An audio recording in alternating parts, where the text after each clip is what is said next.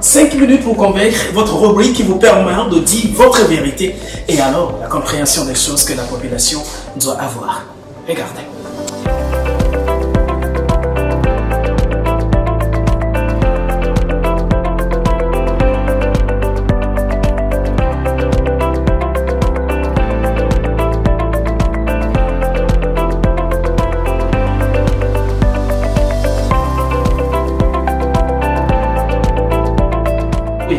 Monsieur le Président de la CENI, la Commission électorale nationale indépendante, la question de la transparence du scrutin aujourd'hui est une question sans tabou.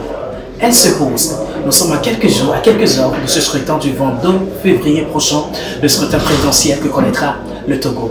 Vous, Président de la CENI, que répondez-vous à cette question?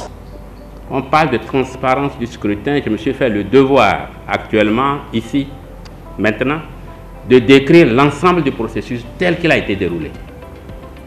En la matière, je ne sais pas à quel niveau nous parlons de transparence du processus.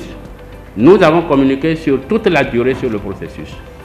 En termes de structuration, au sein de la CENI, nous avons différentes provenances des membres de la CENI qui sont prescrits par le code électoral.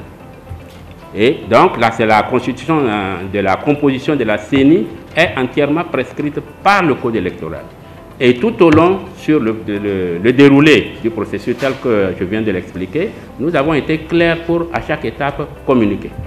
Donc, je n'irai pas tenter une explication sur une question dont je ne me vois pas en mesure de donner des éléments pour prétendre qu'il y a un problème de transparence.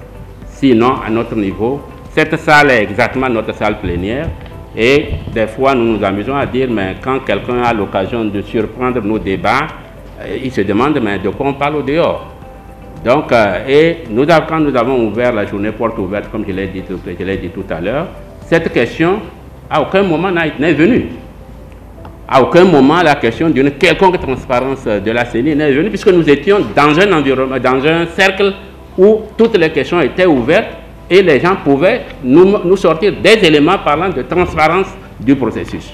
L'ensemble du collège des commissaires était aux journées portes ouvertes, l'ensemble des partis politiques étaient représentés, certaines organisations internationales étaient représentées, des ambassadeurs étaient représentés, donc le débat était totalement ouvert. Nous avons commissionné des historiens pour faire le récit, pour faire l'histoire, dire à nous tous qui n'étions pas nécessairement informés, décrire à nous tous comment les élections au Togo ont évolué depuis les années 40-46, en fait tout ce qu'on a connu jusqu'à ce jour.